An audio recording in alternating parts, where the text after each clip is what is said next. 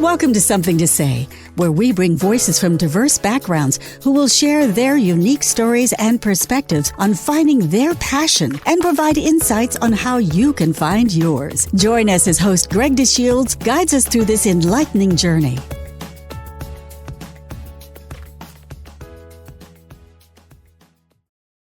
Welcome to Season 2 of Something to Say podcast, a unique platform that amplifies the voices of individuals from diverse backgrounds as they share their passions and purpose. I'm your host, Greg DeShields, and I'm thrilled to bring you another inspiring episode. Thank you for joining us. Today, we are joined by Ary Aranguiz, founder of futurereadyai Group, where she helps professionals and small businesses make sense of AI by breaking it down into small, real-world strategies. With over 25 years in education, learning and development, and operations, she's worked across school districts, universities, and Fortune 500 companies, including Google Fiber, Morgan Stanley, and NYU. Ary holds a master's in digital education from the University of Edinburgh, is a certified professional in talent development, and earned a postgraduate certificate in design and building AI solutions from Cornell University. She is also a certified AI project manager professional by APMG International, bringing recognized expertise to applying AI responsibility to project workflows. Ary is passionate about making AI practical, accessible, and fun so people can feel confident stepping into the future. Welcome, Ary. So, Ary, welcome to Something to Say podcast. I am so excited to have the opportunity to be interviewing you on this podcast. So, thank you for agreeing to do it. Thank you so much for having me and for inviting me. I'm super excited to have a conversation with you. So, I've learned the power of networking. You and I had an opportunity to present on a panel at a conference up in Sin Valley, and it was fantastic. And I just love how we've been able to continue our sharing of insights and expertise. But I have to say, you are truly an expert when it comes to this AI solution. So I'm glad to have you with us today. And my plan is to dive into as much insights around AI solutions as possible. And of course, from your perspective, to deliver as many of those nuggets of information as possible. So once again, thank you for doing it. Thank you so much. And I'm very excited to offer as much of my knowledge as I can. Well, I also should say that congratulations, because I know you're going to be featured at the upcoming Disrupt HR in October in Yes, New York yes. as well. So hopefully we'll get a chance to once again connect and further share our insights. Yes, I'm very excited about that event. And I know you'll be joining me on the stage. And just to briefly mention what Disrupt HR is, it is actually an international movement where HR professionals and tech professionals get together and disrupt HR. We talk about all different types of processes that could use continuous improvement and share different strategies and inspiration and different best practices. So I'm very excited about that opportunity. And that's being hosted by Risk Strategies and Marilyn Espinoza, who works for Risk Strategies. So I'm very excited to be joining you again and working together on that. Fantastic. I feel like I should be purchasing a second house somewhere in New York just I so know, right? whenever I go. So, listen, here on Something to Say, before we dive into our questions about the areas of expertise for you, we always love to spend a little time to get to know our guests even that much more. So, I'll start with like one icebreaker question, then I'll jump into a couple that give us a little bit more about you as a person, and then let's just really dive into it. So, are you up for it? Yeah, let's do it.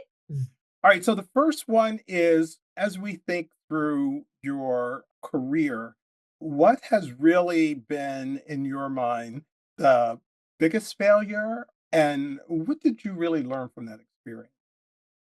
Yeah, so great question, and it sounds like a little bit of an interview question, right? And I'm gonna turn the answer in that type of I'm gonna turn it in that direction.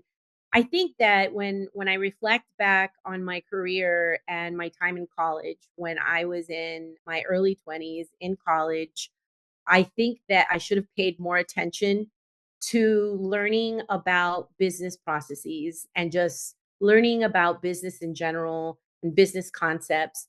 And I've discovered that now as an entrepreneur, having that knowledge of business mechanics is essential because it's not just enough to be an expert in your area, but when you build a business, you need to understand all of these different business concepts. So, for example, cash flow and revenue and balance sheets and all of these other concepts that sometimes can be foreign to someone who's just an industry expert, And although I've worked my career has been in L&D and I've worked in Fortune 100 companies for many, many years, in L&D and seeing these business processes or different types of business processes in action, it's very different when you're actually building your business engine yourself for your company and seeing how all of these different pieces like marketing and sales and then your content creation, how that all comes together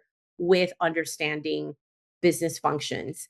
And so I wish that I would maybe pursued an MBA back then when I was younger, because now at this later stage, I don't have the time or energy to pursue an MBA.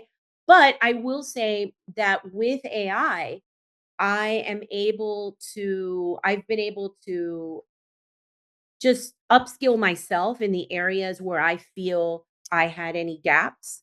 And I have been able to help other entrepreneurs as well with those knowledge gaps in business, and that you don't have to have an MBA to start a business. Anyone can start a business, but being very strategic and leveraging your network, leveraging those people in your network who do have that business expertise. I'm very lucky that my husband is in finance and I have been able to leverage his expertise in those areas.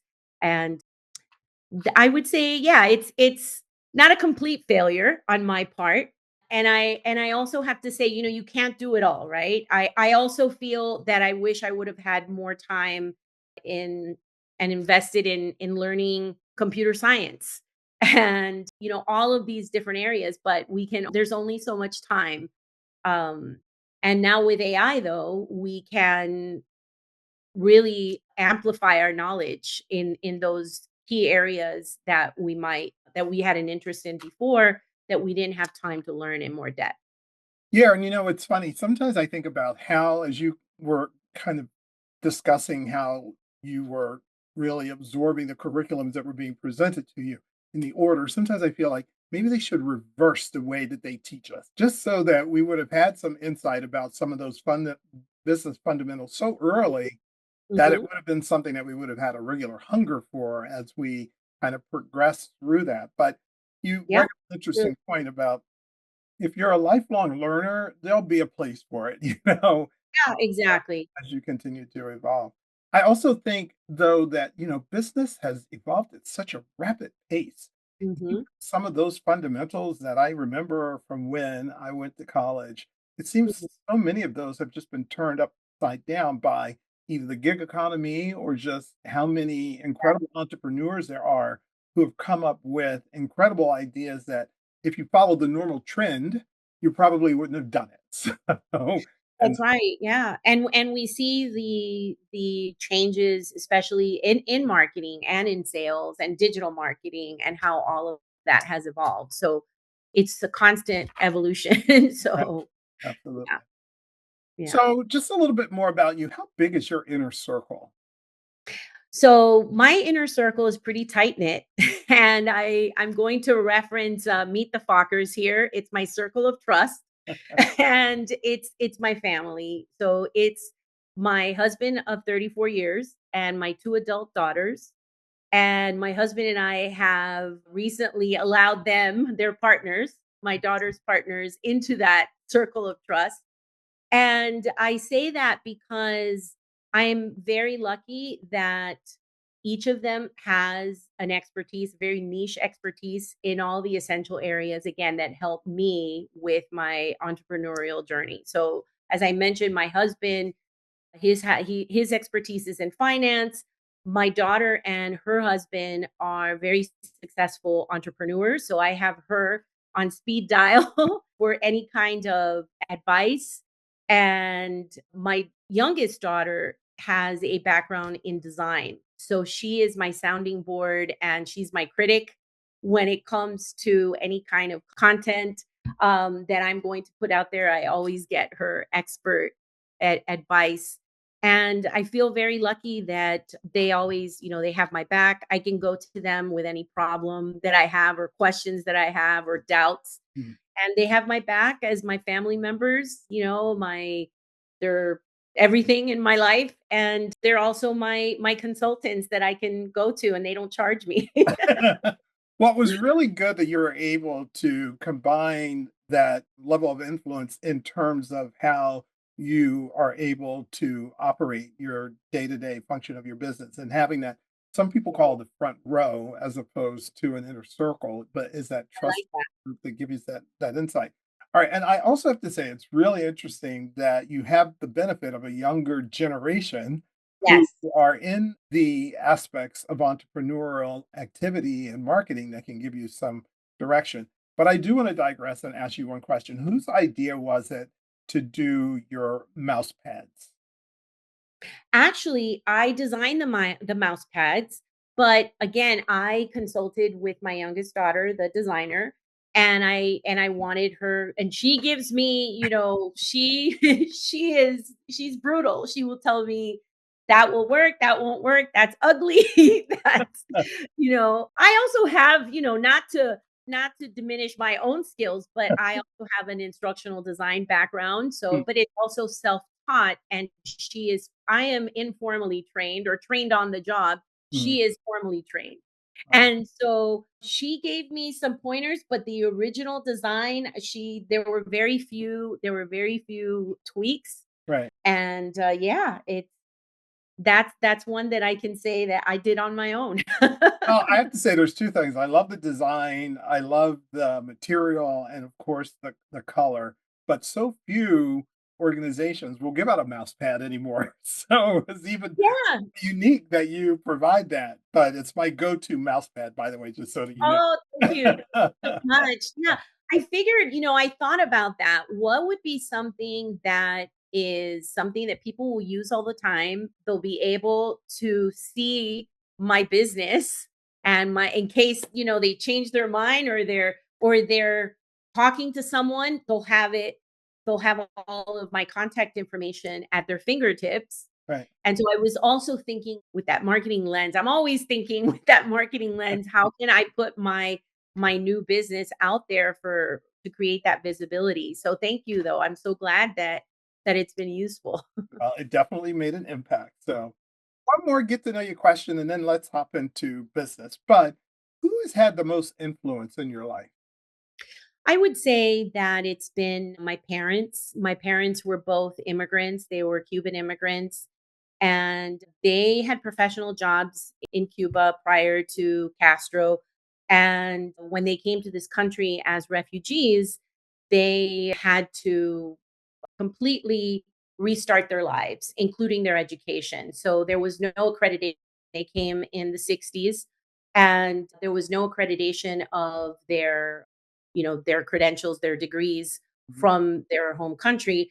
And so they had to take jobs. My dad went from being a corporate accountant in Cuba to washing dishes, and he used to put the candies and the candy bars in vending machines. And that was one of the first jobs that he had here in the United States. Those were the jobs for immigrants. And some of those jobs are the jobs that immigrants do still today. Mhm. And my mother was a teacher and then she had to make wigs and she worked for a dry cleaner. So all these different types of jobs that usually a professional wouldn't necessarily have. And one of the things that my mother always taught me is, say yes and then go home and figure it out later. There's and I think it's Richard Branson has, like, a similar quote, and I always joke and I said, "Before Richard Branson said it, my mother I used to say want to it." say it. And I remember that my mother, one of her first jobs in the United States was making, I think it was lamps or wigs or something. It was in a factory. It was a factory job. And basically she had never made wigs or lamps, but she knew how to sew because that was just a skill that all women of that generation had. And so she told them, "Yeah, I know how to do this." And she had no idea. And so Wow. she, that she had to get a job. Mhm. The other thing is that once I started school, once she had to enroll me into school, into kindergarten, she found out that they were hiring teacher assistants. And she was in the process of redoing her accreditation, getting her credentials. And so, with broken English, she went up to the principal, who happened to be very, I still remember him. His name was Mr. Jones. He was a very tall, 6 foot, like two Italian man. And he took a liking to my mom because my mom was very extroverted and bold. And she told him she had been a teacher in Cuba and that, she would love to work at the school. And she got a job. And then, little by little, she went back to school, got her teaching degree. And she was a teacher in the school system in Dade County Public Schools in Florida for 30 years. So yeah, those are the 2 people that influenced me the most to really work hard for what you want and, don't take no for an answer. If you really want it, keep working until you get those yeses. Well, I have So, to admit, I completely embrace the concept of what your mom said about say yes and then just go home and figure it out because yeah. And nowadays we could do that so much more, it's so easy to do that now, right? With YouTube, with AI, right. we could teach ourselves anything. Mm, And so, yeah. very cool. So that's a perfect segue, to really begin to talk about industry or more specifically AI. So, at a high level, can you discuss some of the common misconceptions you'd like to clear up as it relates to AI? Yeah, so one of the biggest misconceptions is that AI is going to take our jobs. So it's partially true. AI will take some jobs, but AI is also going to create a lot of jobs. And it's very timely. There's a very timely event that happened last week where Walmart had a gathering of over 300 workforce professionals, and they gathered to talk about the fact that AI will redefine jobs. And we're not just going to sit back and let this happen to us, right? What are we going to do about it? And so the CEO came out and said, AI will affect every job. But we have to now upskill. And what they've done is they've actually created a skills taxonomy. So they've identified all of these different jobs, all of these different roles, and what are the business needs and what are the skills that are needed to actually fulfill and carry out those jobs, and how are those skills going to evolve over time, and what do we do about it? How do we train? How do we retrain? So that is definitely a proactive approach that Walmart is taking, and that hopefully other companies will start doing the same rather than leaving the education or the upskilling up to just the individual. Companies like Walmart, I was very, impressed by that they've built this huge skills taxonomy to help with the retraining that's needed. Mm. It's interesting what you described in terms of that fear of jobs being replaced. But recent, and I should say it was kind of a shock with this one parking lot that I've gone to forever. And I've known Mhm, the guy for a million years, and he just seems like the nicest, nicest, nicest guy. Easy in, easy out. And they have completely automated mhm, the process now. So there's no agent, mhm, there's no payment machine. It's all done through AI and through apps. But mhm, later I was shared how it has really made the company more cost effective. mhm, Most importantly, that they've been able to reduce any sort of theft that may have taken place and that they operate on a much more profitable margin, which means they can do more, either supporting the community or creating economic impact from other ways. Maybe it's not those direct jobs. So, in some ways, the idea that we lose jobs may not necessarily be completely true because it does open up opportunities for businesses to flourish in other ways. I think that's also a nice segue to talk about some of the innovation. I'm sure you see a lot of it, but is there anything that stands out that is really considered breakthrough or is really exciting from your point of view?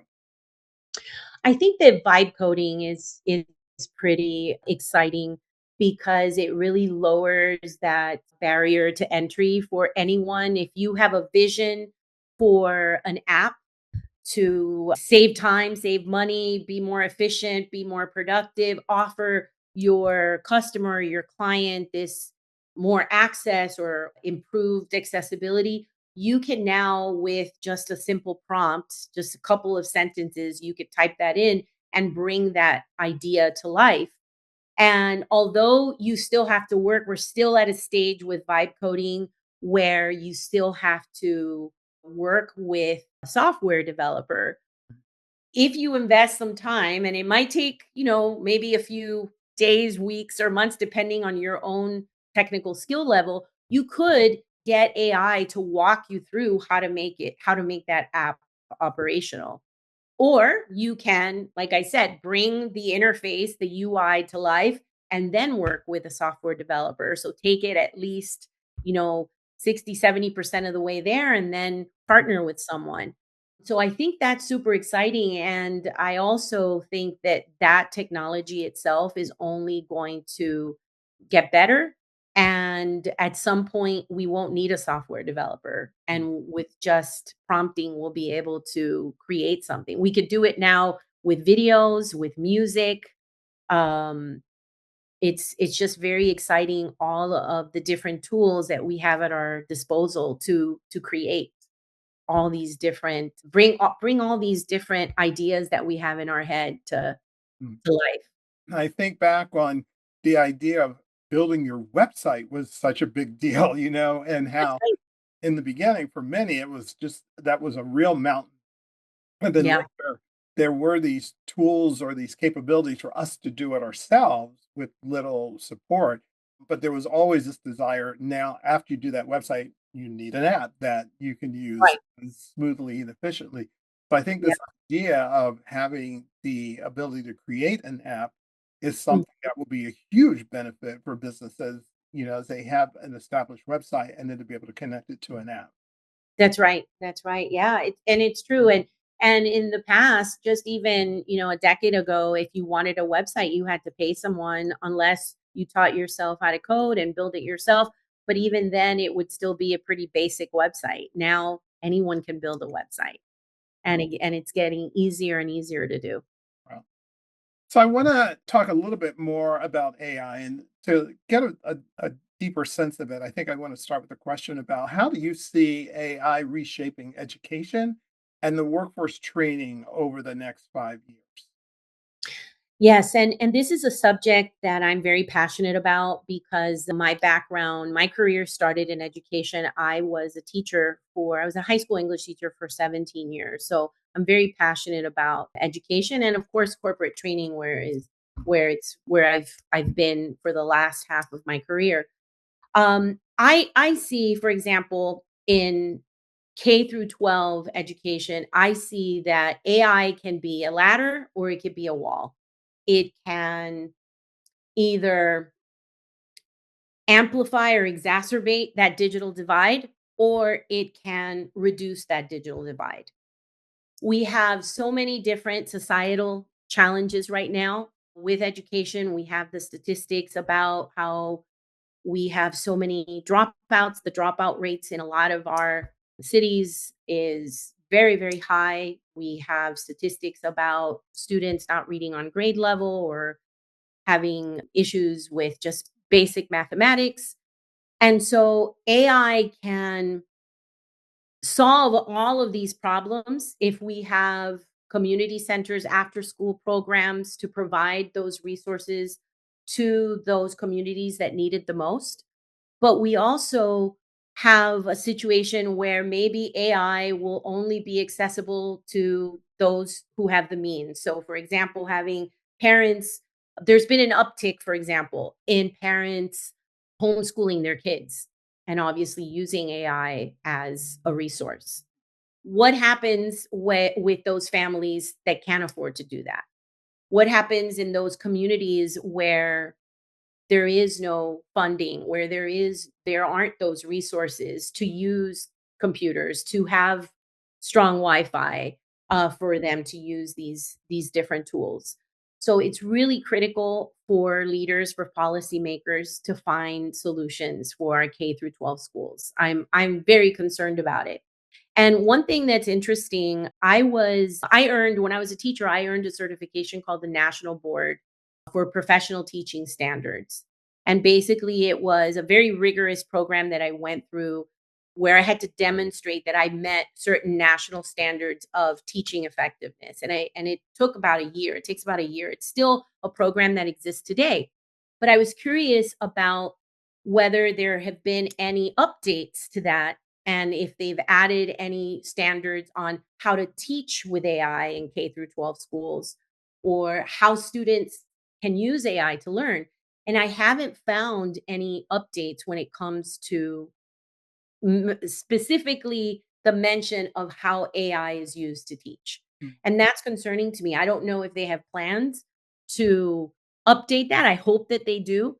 But the fact that we are still teaching our students with very antiquated methods, whether it's K-12 or higher ed, because higher ed, it's its own beast. It also has its own set of issues where students are not being prepared Mhm. for the jobs of the future. However, why aren't we why is that? Why are we still requiring students to demonstrate mastery with a term paper when we know that with AI, the temptation to use AI is just, Mm. very hard to resist, right? So why aren't we teaching them the skills that they need to prepare them for these jobs of the future? That's why I was really impressed by what Walmart is doing with the skill taxonomy and all of that.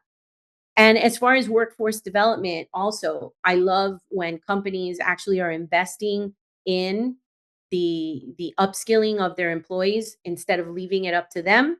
Mm.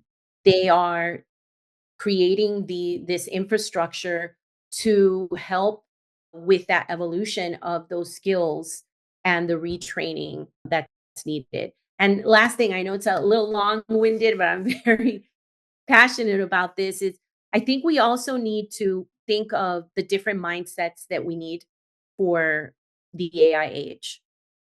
If we think that we're going to continue to do the way we've been doing education and it's not sustainable and we need a growth mindset, a lifelong learning mindset, we need to be curious and we need to instill that into our schools, into our kids.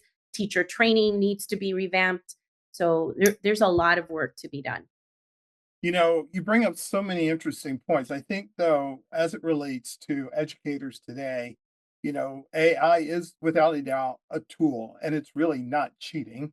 It is a tool that is there that perhaps we need to look on our side as how it can assist us with the level of intellectual knowledge that we want students to walk away with, and how we are able to teach them to use it effectively and safely and efficiently is really part of what our responsibility is. And you're absolutely right. Like, why ask for a term paper when you know that they can go and get one in just 2 seconds? We've Right. really educated them to be that knowledgeable. And you and I could probably talk forever about Yeah. that one. So, but I did want to do a follow up. What are some practical ways that professionals can ensure that they're using AI responsibly in their workflows? And I know that a number of companies have become concerned because some of the AI tools have a tendency to be a little intrusive in Mhm. how they integrate in terms of their work environment. So, what are the things that you would suggest they look at to be responsible? Yeah, so I think that it's up to every person who uses AI to educate themselves on how the data that they are inputting, where it's going, is their data being sold? So having a certain level of data literacy is important as well when we're using AI. And I'm not saying that you have to become, a data scientist or anything like that, but you could do something as simple as taking the terms of service of any tool that you use, taking the privacy policy and downloading that as a PDF, uploading it to ChatGPT and asking for red flags, asking questions about it. Where is my data? How is my data being used? Is it being sold to third parties? How is my identity, being kept safe? Is my information or my interactions with this tool, is it being used to train the model? And then it's up to you to decide what you want, if you're okay with that, or if you want to disable those features. Another important thing is to make sure that you don't over rely on the output, that you're using it, like you said, as a tool. It is your thought partner, but at the end of the day, you are the it's your thoughts, your ideas, it's your cognition, your intelligence, and you're just using this to amplify, to save you time, so that where in the past it would take us days or months to do research, now we could do that research within seconds or minutes. Mhm. But making sure that you check for accuracy, that you ask for citations, for links to sources. Those are all different ways to stay safe and be responsible. And just in ensuring that you don't become so dependent that then you're outsourcing all of your thinking to AI, because that's also a danger as well, and we don't want that to happen. So, and that's where the danger is with students, that how do we teach them that thinking process that we've already learned, right? We know how to interact with the AI because we have taught ourselves how to learn. But these younger students that are using AI, they might just they're going to take AI's word for it, right? So how do you push back? How do you ask questions? That questioning skills is very, very important. You bring up a good point about the way that you prompt to get responses. And I was Mhm. recently in a session and they pulled 5 different AI tools and asked them the same question. And it was interesting how they were different. Different answers, yeah. And the one they used ChatGPT, but they used Manus and they used Claude, which I thought was real interesting.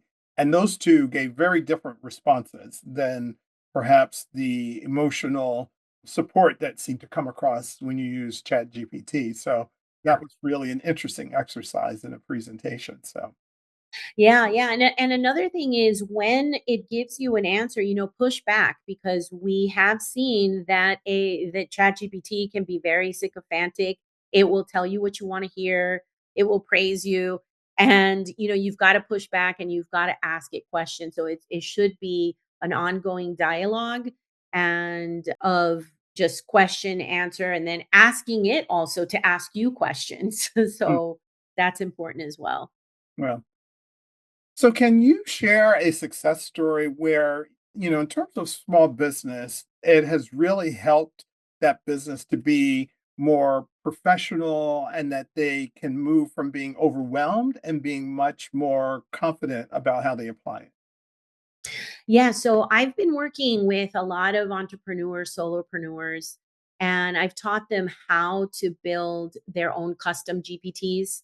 So Mm, basically, how to build using ChatGPT, mm, how to take their own resources so that they create their own knowledge base that provides outputs in their voice and references their SOPs or just their information, obviously not using any kind of proprietary or confidential information. But by doing that, it allows that solopreneur to save so much time because they have this assistant, they have this knowledge base trained on their systems, on their Mm, SOPs, and then they can ask it for drafting an email, for writing, let's say creating a deck mm, on, certain, a marketing deck for social media content. And that GPT gets to know the tone and the voice and the style of that business. And that saves, I've worked with several solopreneurs that it has saved them lots of time, like I would say days and, hours in some cases, and it's made them more efficient. that's So that's just one use case. Often we hear the term we're still somewhat in the wild, wild west when it comes to AI, or Mm. that, it's still in the infancy and it's growing. How would it look when it's no longer growing and it's grown, and Mhm. that, the wild, wild west is no longer here? We've kind of established what the land of the law of the land would look like. Do you have any idea what that would be, or are we near that? I don't think we're near that, but I think that what that will look like will be having more agents, AI, actual AI agents. And I'm not talking about Chat GPT or GPTs like what I was just Mm, explaining. I think it will actually be more agentic AI at the enterprise level and even in small businesses. But that could possibly mean having fewer employees in certain industries where all of that is automated. And we're seeing that, for example, in retail, where you do have self-service registers and you have fewer employees. So we're seeing it already there. That if that gives us any, a glimpse of the future. So then what happens to those employees that used to have those jobs? That's where, again, going back to what I mentioned at the beginning with Walmart, well, those individuals that had those jobs, maybe they can be upskilled or reskilled to do something else. mm, What are those jobs that then have been created as a result?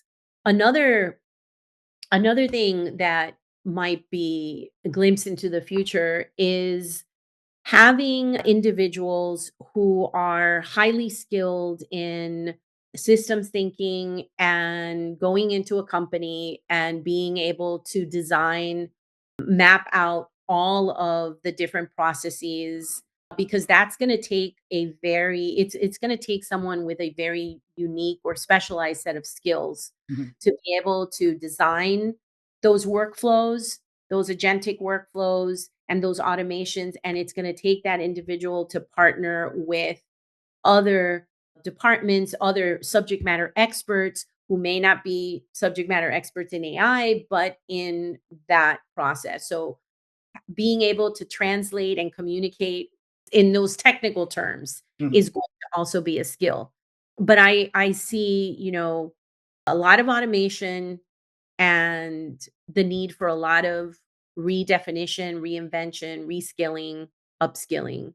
That's the future that I see. Well, let me tell you, you have helped to make what is a big, very complicated, somewhat scary subject a lot more digestible with real human passion. Because at the end of the day, it's real people who will move into different careers, and it's real business leaders that are going to need to adapt it to allow for their businesses to thrive. And I think for voices like yours that help us keep our eye on the prize, we may make better decisions as we all engage with AI. But, our podcast is entitled Something to Say. And because of that, we always love to end our podcast asking those who we interview, so what do you have to say? Yeah. So, first of all, thank you so much for having me. And it's been a pleasure speaking with you. So I'm going to end with another movie reference, and this one that probably a lot of people know, and it's Ferris Bueller. And Ferris Bueller at the end of the movie, he says, "Life moves pretty fast, and if you don't stop and look around, you might miss it." So I think that is a really fitting saying for the age of AI, because if we also don't stop and take a look around, we might miss out on a lot of opportunities. And if you watch that movie now as an adult, right? Not as a kid when I watched it as a kid, Ferris was a systems thinker, and he saw how all these systems work together, and he knew how to manipulate the different systems. And Cameron, his friend, was trapped by that system. So we have to think, do we want to be like Ferris, where we know how to understand the different parts of all of these systems that we're a part of? Or do we want to be like Cameron and be trapped by the system? So hopefully we're more like Ferris and we can adopt mindset of curiosity, of exploration, of inclusion, of openness, and then use AI to help us keep up and use AI to help us thrive. So Wow, that's pretty cool. Thank you. You're the second person today who's given us a movie reference, which is I have to go back and watch these movies. But all right, I'd like to thank you so much for joining us today. I mean, you and I have had an opportunity to be on panels together and chat, and I love the way that you think, and I love the way that you help to make something that's somewhat complicated, like I said, a lot more understandable and digestible. And more importantly, the passion of what you do really stands out in how you share your thoughts and your ideas. So I appreciate that. And once again, I do appreciate your mouse pads because I think they're fantastic. So, thank you so much. Thank you. I have a bunch, so if you want some more. anyone on our podcast, if you'd like one, we'll make sure we Yes, definitely. Anybody on the podcast, just email me and I'll send you one. Well, Ari, thank you so much. I appreciate you. Thank you for joining us. And Thank you. our audience, that's a wrap for this episode of Something to Say podcast. We encourage you to stay tuned for more inspiring conversations with voices of individuals from diverse backgrounds as they share their passions. So until next time, this is Greg DeShields.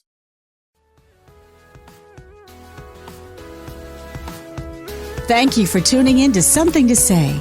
We trust you found some valuable insights and takeaways that can help you find your passion. Don't miss out on future episodes. Please subscribe, rate, and review us on your preferred platform.